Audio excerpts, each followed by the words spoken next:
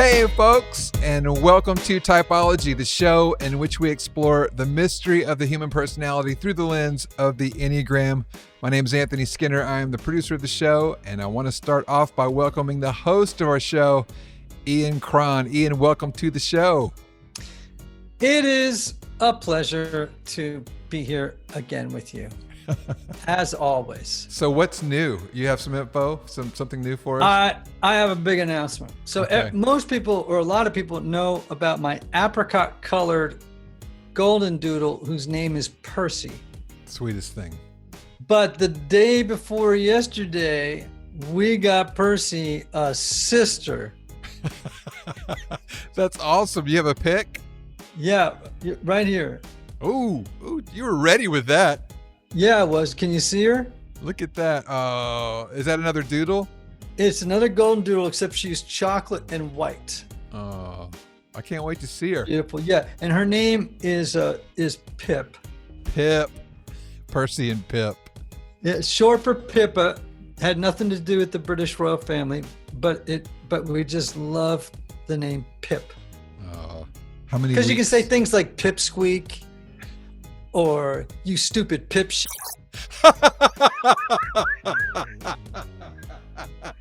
You know what I'm saying? Did you just censor me? I did. Well, actually, probably a good thing. Now, I remember years ago, I was talking to a friend of mine who was a spiritual director, and they were working with an Enneagram One, right? I call them the improver. Most people call them the perfectionists. I call them the improvers. She was very, very Marie Kondo sort of obsessed with keeping her house clean. And like a good spiritual director, he gave her an assignment. He said, I want you to get a dog.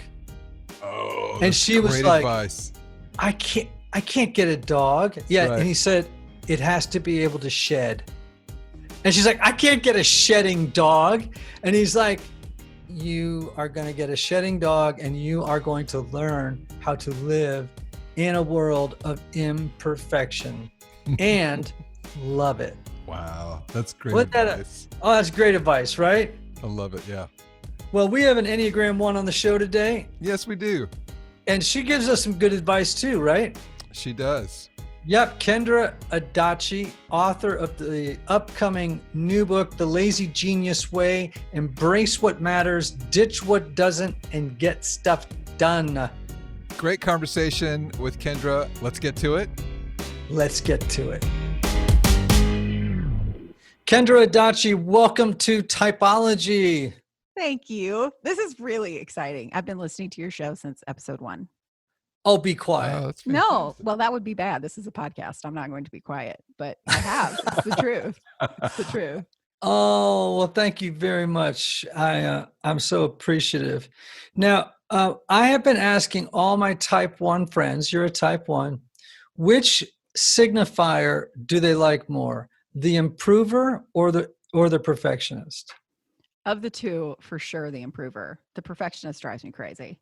Okay, I've never had any of my type 1 friends say, oh no, stick with perfectionist. Really? Oh, so no one has said that. No, Everybody everybody wants to- says they want the improver. Yeah. And so that's what you are. You are an improver. And so we love having improvers on the show because we don't get as many of them as I'd like. I have noticed that, Ian. I'm like, where are all my ones at? Well, I mean, there are certain types that are hard to get. Yeah. 5s are hard to get. 6s are hard to get. I was going to say, those 5s are like, I'm sorry, you want me to what now? Like, Right. they're Well, not going to come on the show.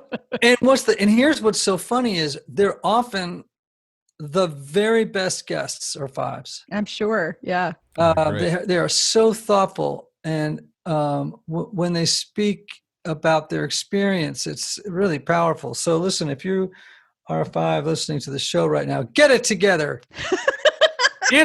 Answer my calls. So at the front end of every show, I like to ask my guests about their Enneagram journey. And from what I can tell, you have a very interesting Enneagram One story, at least. Maybe not an Enneagram journey story, but a one story. So what I want to know is, how did you learn about the Enneagram, and how has it affected your life? Yeah. Well, I'm very curious as to what the story is, what the journey Oh, is we'll that get you to are. that. Okay, good. No, I actually wasn't sure when I started learning about the Enneagram. And so I went to my Amazon like order history and searched Enneagram to find all the books. And because I remember reading the Rizzo Hudson book Right. first. That was the first one I read. Well, I ordered it in July of 2014. So that is when my education began. Great. And so I do remember, though, until I looked it up on Amazon, I do remember reading the types and immediately being like, well, if everybody knows this about me, as everyone says, like when you read about your type and it's so illuminating and horrible. I remember being like, oh, so now everybody knows I'm judging them. This is really fun. Like That is so funny. I was running away. Now everybody knows I'm judging them. It was the worst, Ian. It was the worst. So I kind of stayed with that book and just the thinking I learned from that book for a couple of years until The Road Back to You came out. And then I read that. And then I read Beatrice Chestnut's book in 2017. So it was sort of like, I didn't do what I normally do when I am learning something or curious about something, which is like to swing big and do it all in one fell swoop. It was a really gradual thing, as it should be. But I think it was because there was way too much for me to sift through. It was way too impactful every day for me to just be like, and the next thing. You can't just move on to the next thing.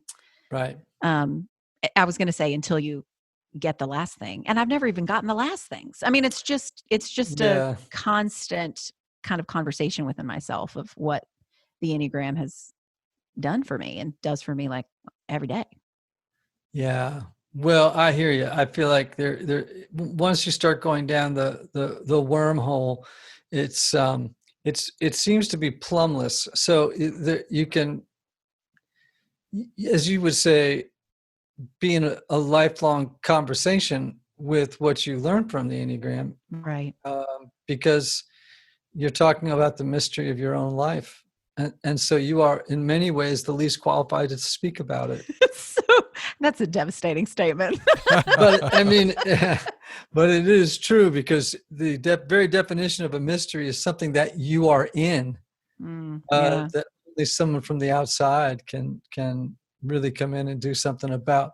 So what I want to know too is, what childhood experiences, right, led you, do you think, to adopt the improver personality style? All right. How long you got? I'm a therapist. You can go a long time.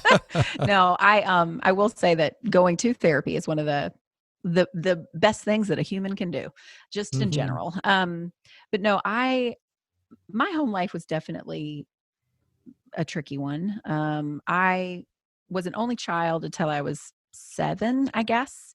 And so that's, it was just me. And my parents they got married very young. It was an abusive relationship, on multiple levels of abuse. And I didn't really know anything was happening. Like I think I sensed to a point that like things aren't very safe here, when I was younger, but I don't have memories of like my dad hitting my mom or my dad really doing anything to my mom. But there was a general unrest. And then my sister was born, and I was 7, almost 7 when she was born. And shortly after she was born, my mom had a nervous breakdown and left the house and went to live with some friends. And I essentially raised my sister as a 7-year-old, which, is like textbook for a 1 in terms of like growing up fast, needing to do everything right, feeling responsible for everything. And so I felt responsible because to a point I was, like my father, who's not in my life anymore, but he was, like he wasn't there. He wasn't attuned to us. He was not a good guy and was making those choices outside of the home and inside the home, but he wasn't really around. And so we had like family friends taking care of us at times. But I have this image of being about 8 years old, and my sister was a baby and she was like napping or something. And I was mopping the kitchen and listening to Sesame Street playing on the TV in the room around the corner. So that was like my engagement with Sesame Street, was while I was mopping the kitchen floor. So I don't really feel like I had a childhood in the way that I wish I had, or the way that I saw my friends having. And so there's been a lot of grieving in that, but I think that's probably what it was, Ian, that kind of led me to this way of being. Thank you, by the way, for sharing such a tender story. Yeah. That the image of you mopping the floor and listening to Sesame Street in the other room is really heartbreaking. Yeah. I mean, I can feel that in my body when you say it.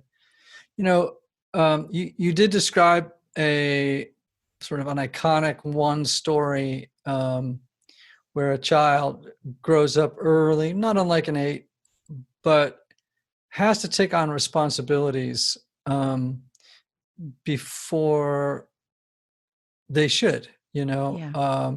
And the other one we often hear is they grow up with a parent who is a 1, or they have incredible high demands, so just the opposite, parents too involved, right? So yeah, you've told a one tale, that's for sure. And my mom is a 1. Like, even though so it was, even though she was the victim of abuse, she was also a 1. And so there was that energy, and she didn't have the language for that. And there was mental illness in our family. There was a lot of things. But I did feel the expectation a lot. Even though it was unspoken for the most part. Like I remember I always got great. I was valedictorian in high school, that was all I had, was my brain. I wasn't good at anything else. And so I was like, well, I got to be the best at this.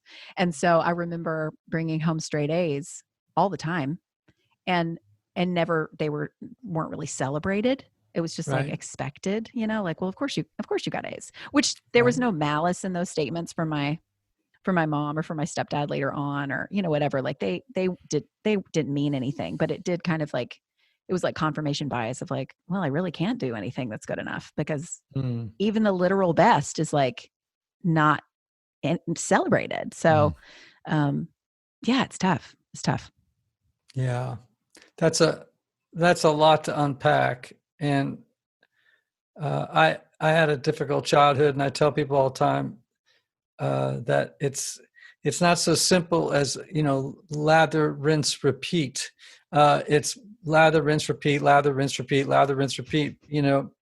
As you begin to try and rinse out some of these toxic messages, beliefs, these energy charged fears and desires that have perhaps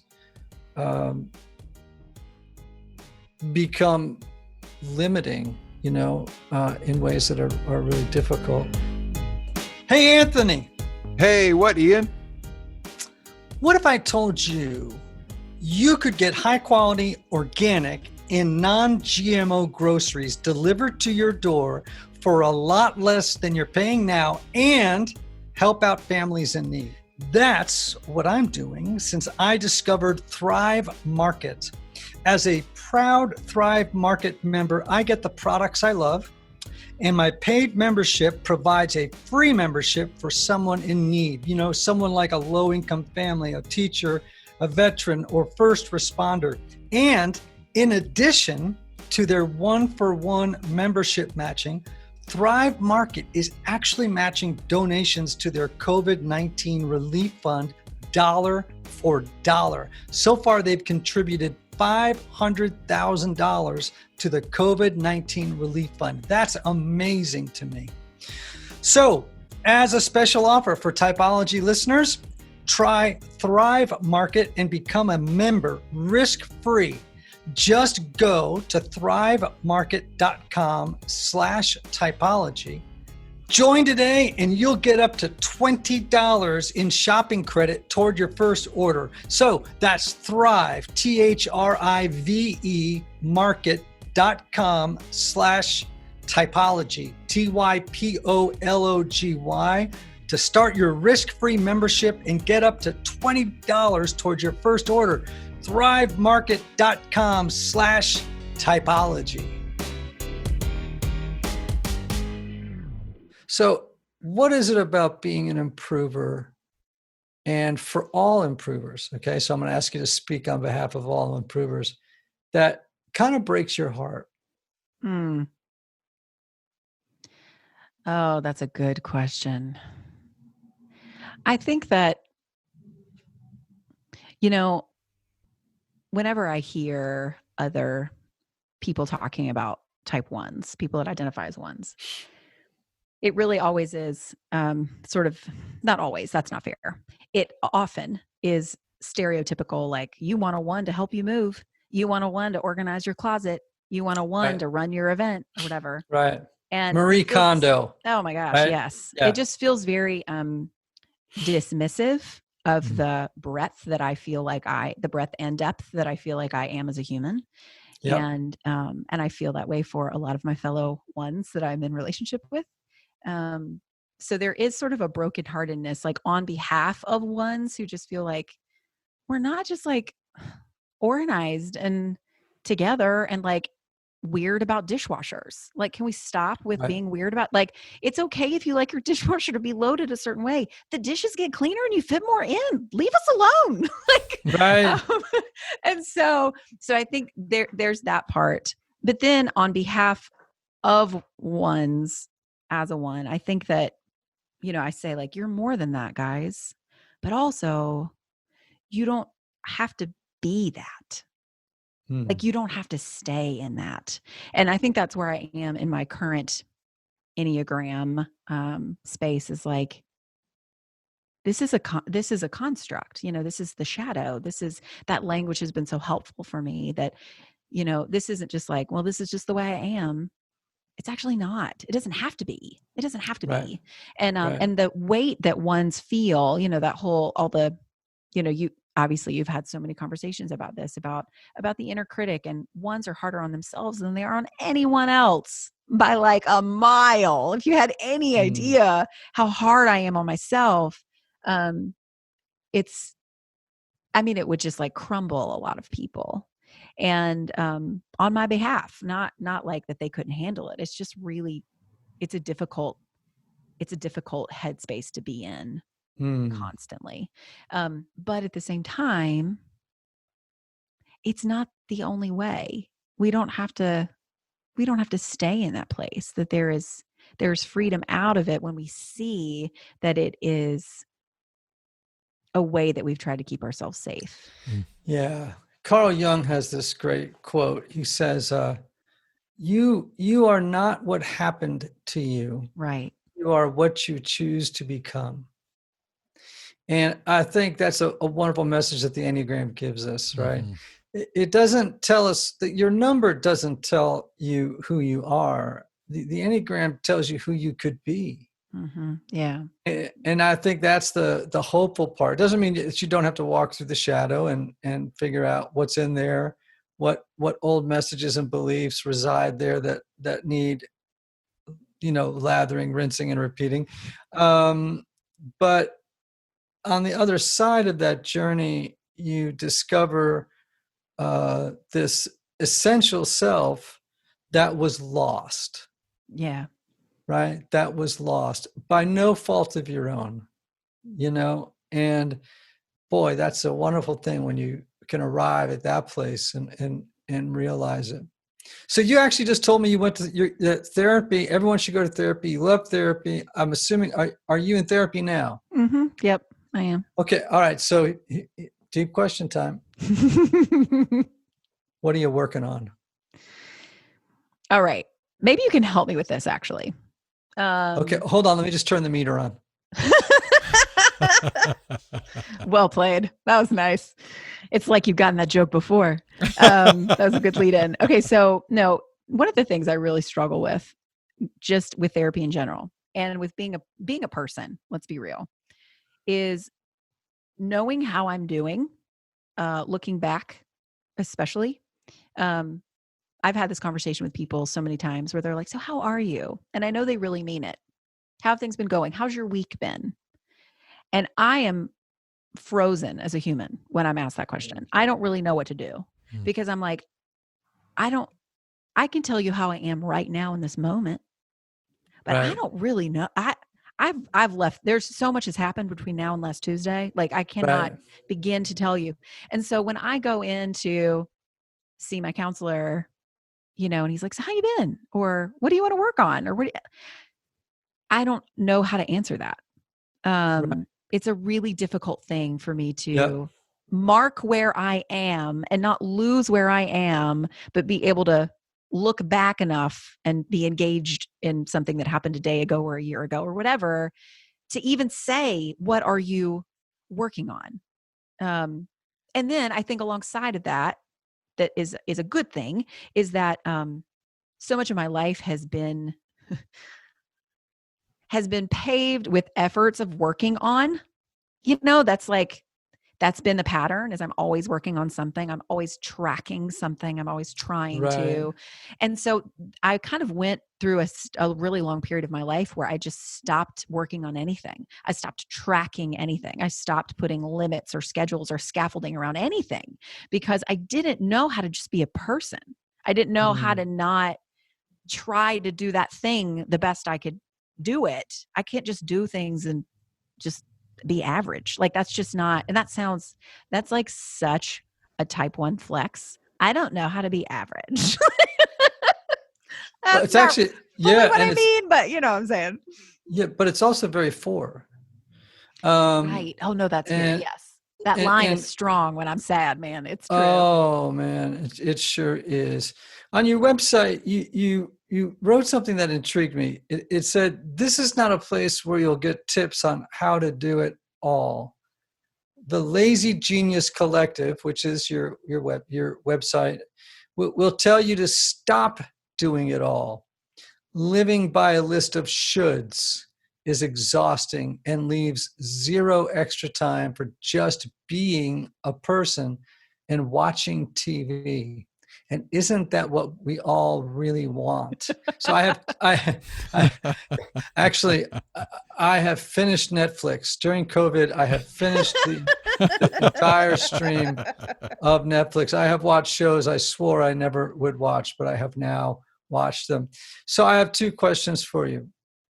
Number 1, that sounds so un-one-like, it's ridiculous, It's right? true. It does. Yeah.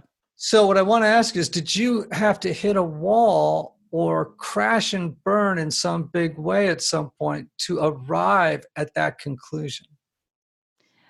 Yes. It was called, well, hitting the wall was called having my first kid. Mm-hmm. And then recovering and healing from the wall and walking away from the wall was having my second kid. Mm-hmm. So yeah, there is nothing like an infant and like postpartum hormones and just life. I mean, it's really difficult. There are lots of things in life that are difficult. I'm not trying to say that having a child is the most difficult thing. That would be stupid. But for me, the way that I am wired, having a baby especially is about the most difficult thing. Writing a book and caring for an infant are the 2 things that are like so against how I operate in the world, because there's no end. There's no way that you can say like, well, this was good today. It's not quantifiable. You're just sitting in muck forever. Yeah. And it is exhausting. It is so Yeah. exhausting to not have it. It literally does feel like drowning because there's nothing to hold on to. There's nothing that says you did a good job today, or you hit that mark today, or you did this perfectly today. That doesn't exist. And Right. and so when I had my son, he's 10 now. When I had my son, it was like, I don't know how to be a person. Like I just felt untethered. I felt like I didn't recognize myself. My inner critic was screaming because if there's anything that's going to, show you that you're doing it wrong, Oh yeah. Because there's so Yeah. many options. When you're raising a baby, everybody's got an opinion. Like I was tired. It's a madhouse. It's like awful. Right. But then when my second son was born 2 years later, there was a little bit more like I had lived in that muck for long enough that I knew it wasn't going to kill me. It's Right. like, okay, I can do this. And not Right. like a bootstraps way, just like I didn't die. Like I'm still here. And I wasn't as grippy and clingy Hmm. to being the right kind of mother with my son. He was born in, all right, let's see if this lines up. I'm curious about my Enneagram book purchase timeline and my children having timeline. So Interesting. my first son was born in 2009. That's not a thing. That's not how people say that. In 2009. And then my second son was born the end of 2011.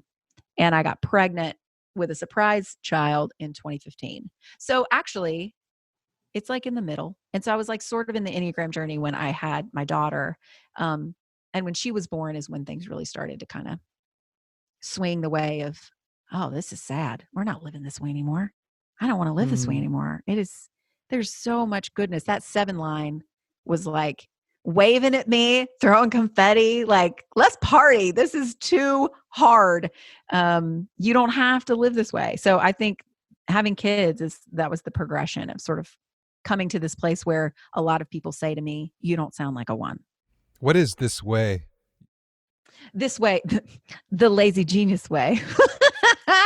We'll just throw in my book title, right? No, but this way of living, which is the tagline of my business is, and not just my business, but like truly what I feel genuinely called to, not in a stupid way, but like genuinely called to encouraging women, especially, to be a genius about the things that matter. It's okay to care about things that matter to you, but be lazy about the things that don't, which means you have to name what matters and what doesn't matter. There's just too much pressure to do all the things. That's sort of a tired argument at this point of like, well, we know we can't do it all. I feel like culture has sort of transitioned to a place where, at least for the most part, women are like, yeah, I can't do it all. But then what they do is they think that the only option is to give up and not care about anything. And to not put effort into anything that matters to them. Or they're embarrassed to care. The number, it's sort of like this messy hair, don't care vibe, which it's cool. If you like messy hair and you don't care, that's wonderful. That's not a knock on messy hair or not caring about it. But I feel like that has become a crutch for people who care deeply.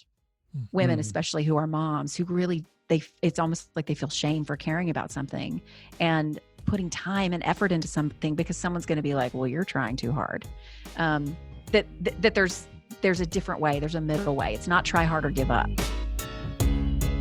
Hey everybody, one of the lessons I've learned over the years is that not everybody benefits from a traditional 50-minute counseling session. And this is why some people can go to couples therapy or personal counseling for a long time and never really get anywhere. This is why I'm such a believer of intensive counseling and my friends at Restoring the Soul in Colorado, created by my longtime friend Michael Cusick to help couples or individuals experience deep change in half-day blocks over 1 or 2 weeks. Now listen, if you can't wait months or years to get to the bottom of an issue or to experience breakthrough, you need to get in touch with my friend Michael and his extraordinary team of counselors at Restoring the Soul. If you're looking to get out of the rut you're in, but can't wait months or years, call Restoring the Soul today for a free consultation with Michael's staff. Call 303-932-9777 and learn how their intensive counseling process can help you.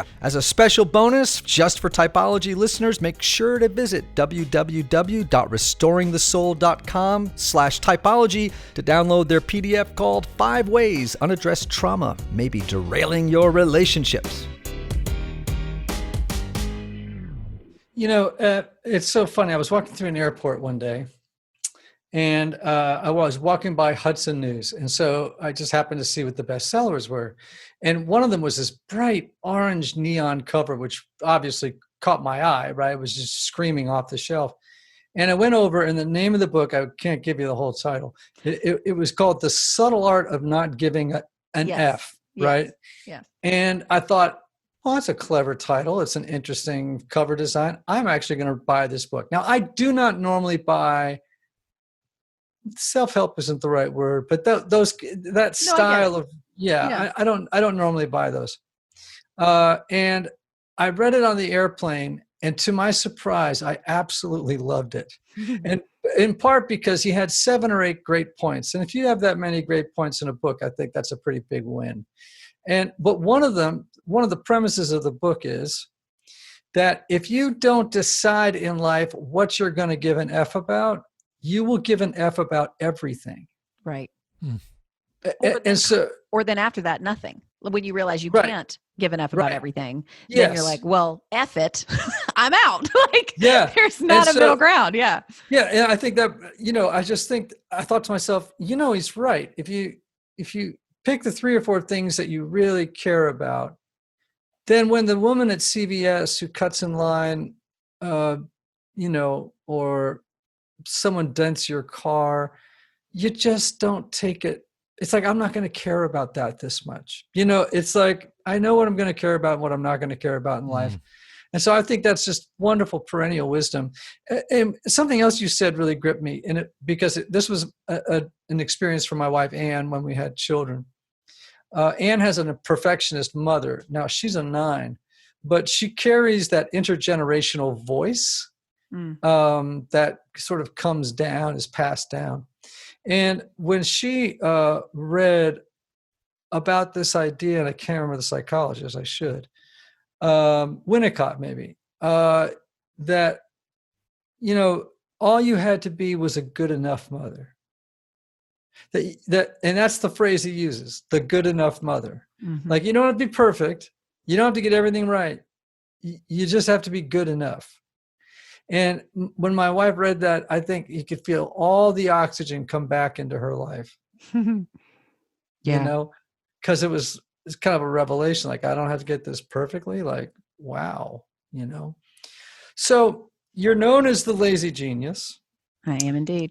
In fact, one of your mantras is be a genius about the things that matter and lazy about the things that don't, right? Yep. And when I read that, I think, okay, I'm going to interview today a type 1, an improver. And I thought, lazy?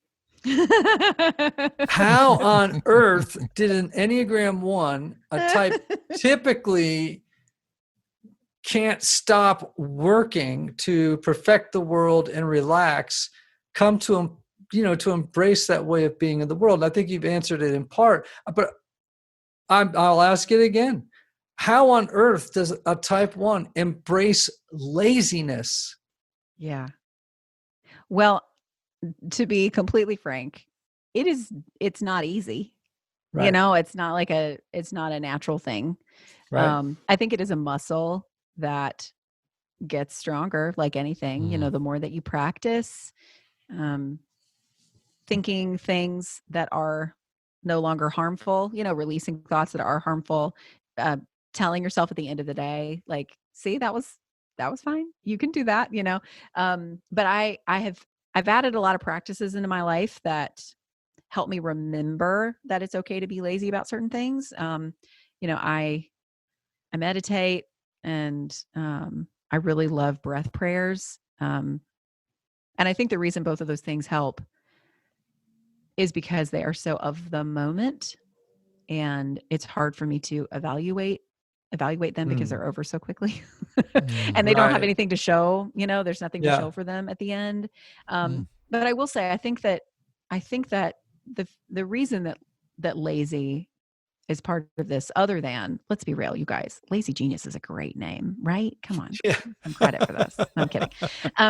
No, other than the fact that it's a good name and makes people intrigued. Like, what is that? Sure. There is such room for being lazy about things, because if you're not, it's like you said, you were saying before, it's like we just put so much pressure on ourselves, and then therefore on other people, to be able to check every box, and then no boxes get checked, and we're all tired. I just became really tired on behalf of my friends and the women that I would interact with on the internet. Cause I've been writing on the internet for 10 years, but is that how long? Maybe longer than that, 10 or 11. And, but it's just been, the Lazy Genius has just been around for about 4. And so I've been around women online and have heard from them for a long time, and just became so, like, at first burdened by how tired everyone was at trying and trying and trying and trying and trying. And realizing that but even the ones who gave up were still tired. That's what kind of like got me to start thinking about this, is that even the ones who gave up were tired, because pretending like you don't care is just as exhausting as caring about too much. They're both exhausting. And so the question or the answer is not just be lazy or just be a genius. It's you have to make those two things be friends, or you're going to not enjoy your life. You're going to resent your kids. You're going to look beyond your own experiences. You're going to track how many glasses of water you drink, when like you're probably fine. Like, just drink water when you're thirsty, and then like it's going to be okay. Like just putting so much structure around trying to create an optimal life, an optimized life that you're making every single minute count. And you can make every single minute count by being like, I don't care about the minutes, but it's still exhausting. Or you can make every single minute count by doing and doing and doing. And so I think that my own experience of the freedom of living that way, through learning about the Enneagram, through learning about the fact that that personality is a construct, and I don't have to be like chained to that anymore. Therapy, children, loving friend, all the things that you sort of have. But as I started to live that and experience the, not just freedom in like a buzz, like Christianese way, but like legitimate, like, oh, this doesn't feel heavy anymore.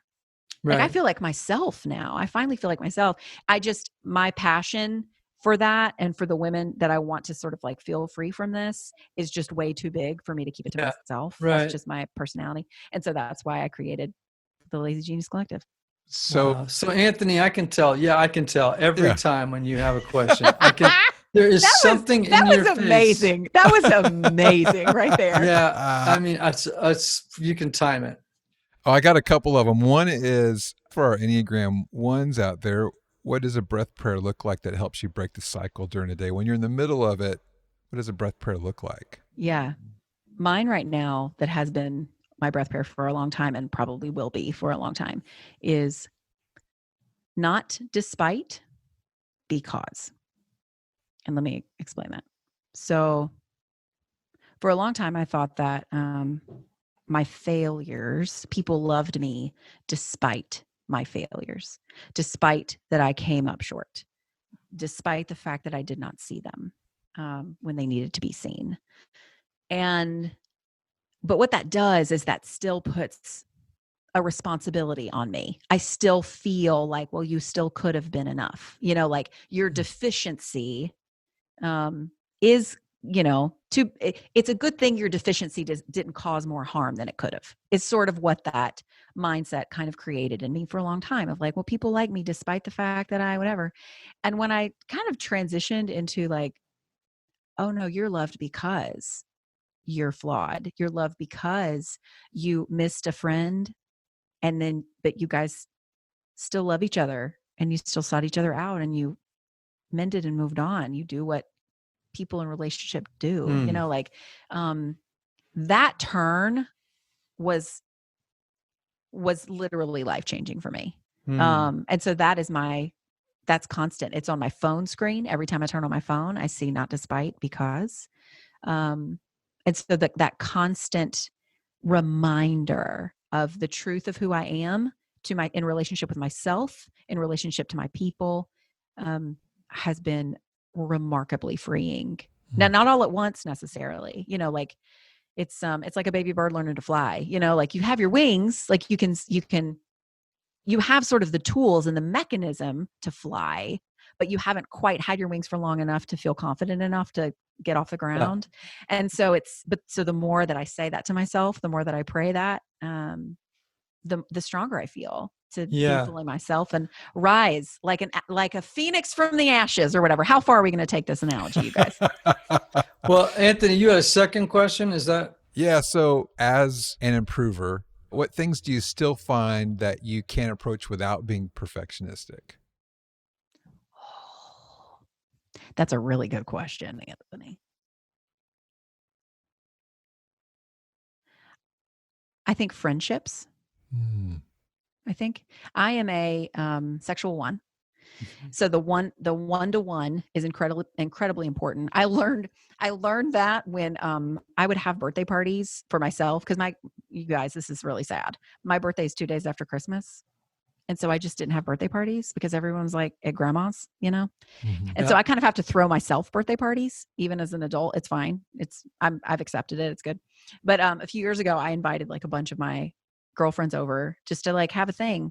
And it was, I've talked to them, but it was like so awkward and awful because I couldn't manage the one-to-one connection, like the strings. My heart was like tied to all of their hearts. There were so many strings and it was like, this is way too much. I can't do this. I can't do group time. Like I'm not a group time person.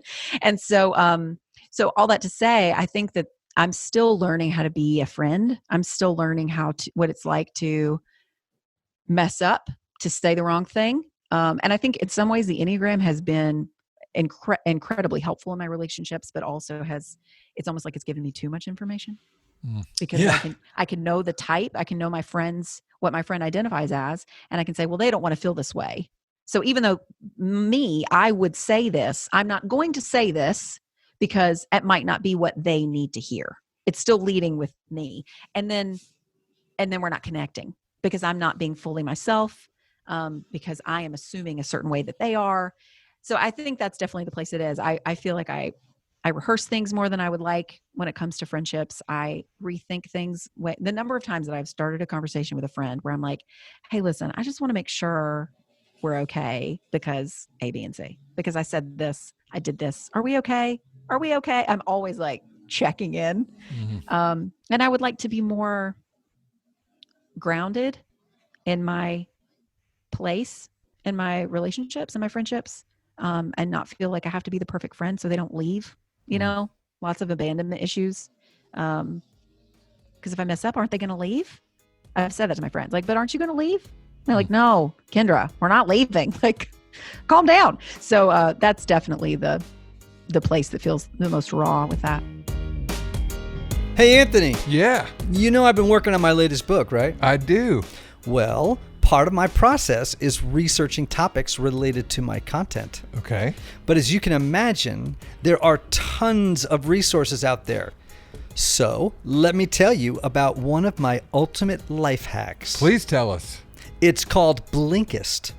If you haven't heard of it, Blinkist takes the best need-to-know information from thousands of nonfiction books and condenses them down into just 15 minutes that you can read or listen to.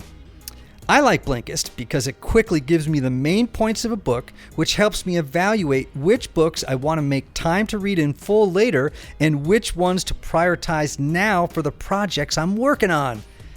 And since Blinkist works on my phone, my tablet, or in a web browser, I use it anywhere, whether I'm traveling, making breakfast, working out, you name it. I've listened to and highly recommend Daniel Nettles' book Personality and Michelle Obama's book Becoming. I loved both of them.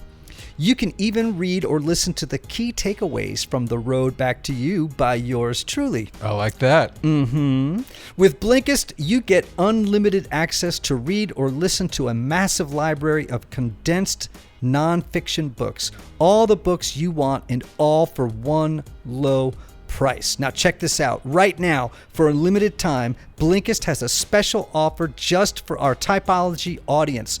Go to Blinkist.com/typology, try it free for 7 days, and save 25% off your new subscription. That's Blinkist, spelled Blinkist, Blinkist.com/typology, that's TYPOLOGY, to start your free 7-day trial. And you'll also save 25% off, but only when you sign up at Blinkist.com/typology. You have this other quote in the lazy genius way. Embrace what matters, ditch what doesn't, and get stuff done. You say this: be kind to yourself. You're worthy of kindness. You are fearfully and wonderfully made. Now, I want to revisit the inner critic, even though you've already mentioned it. We know that the inner critic is very unkind, right? And you've said so, right? But how have you made peace with the inner critic? Because it doesn't go away, right? No. I mean, it remains there. It's not like suddenly, oh, I'm good with me, you know?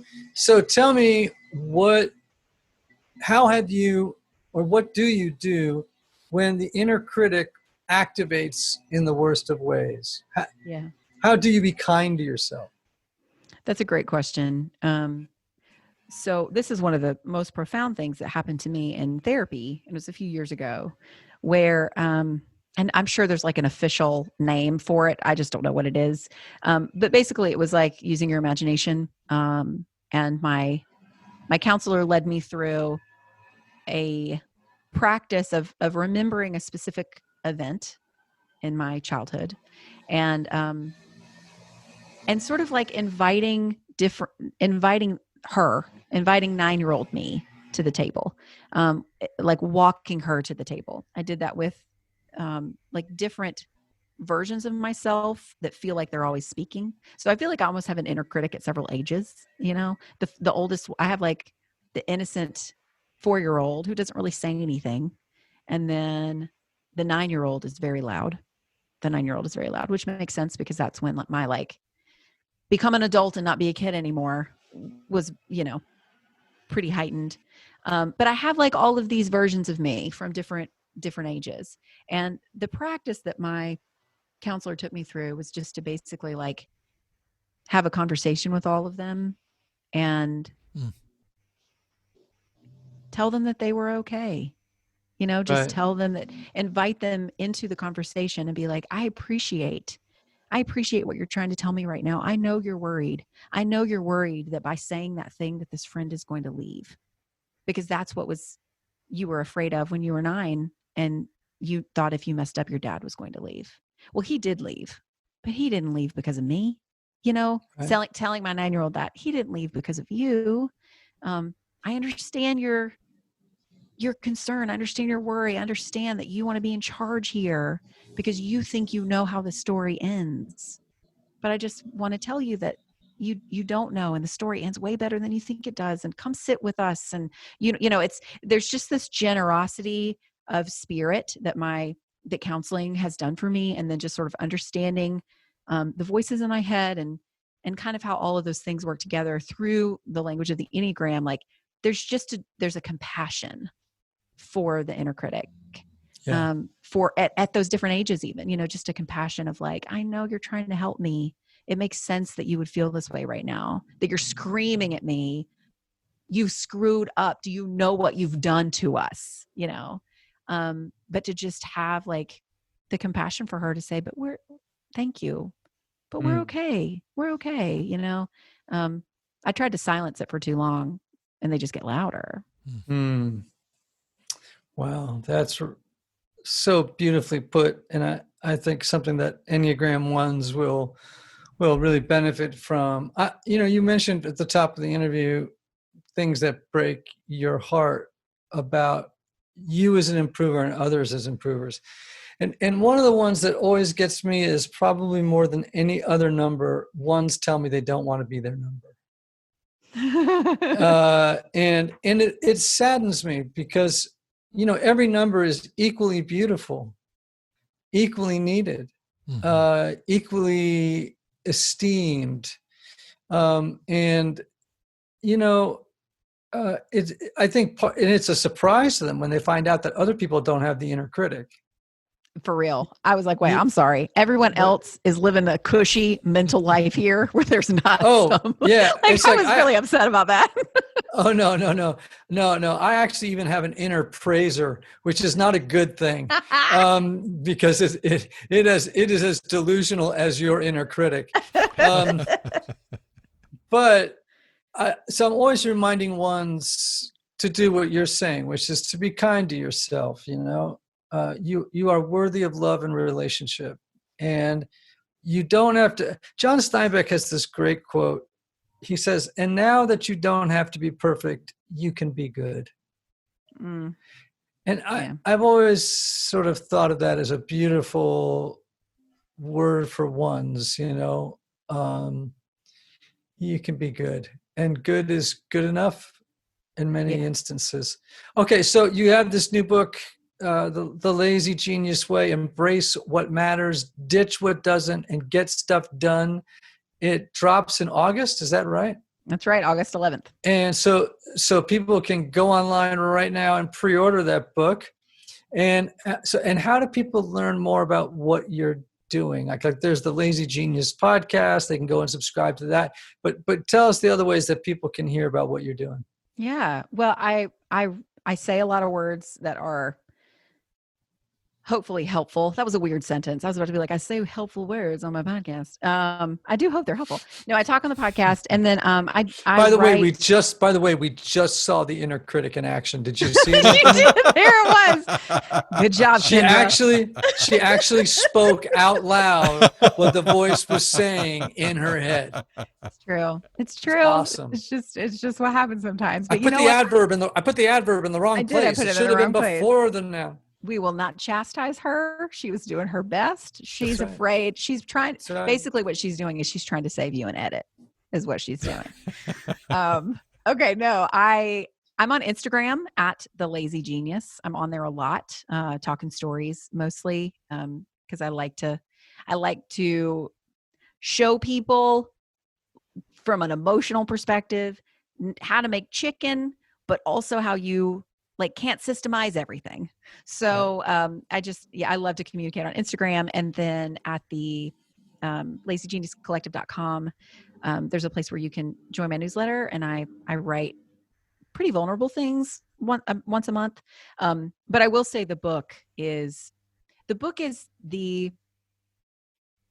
like the toolkit that I think that for sure Enneagram One, but I think that everybody who struggles with this try really hard or just give up sort of mentality needs to read. Because one of the things that was frustrating to me about that quote unquote self-help category that you're like, is that really what it is? I don't know. I sort of call The Lazy Genius Way the self-help book for people who are tired of reading self-help books, because it seems like the expectation is that we copy the author's way. This is not Kendra Adachi's way. This is The Lazy Genius Way. And there are principles in the book for you to kind of create a system or like a deep breath around anything. And one of those principles is to be kind to yourself.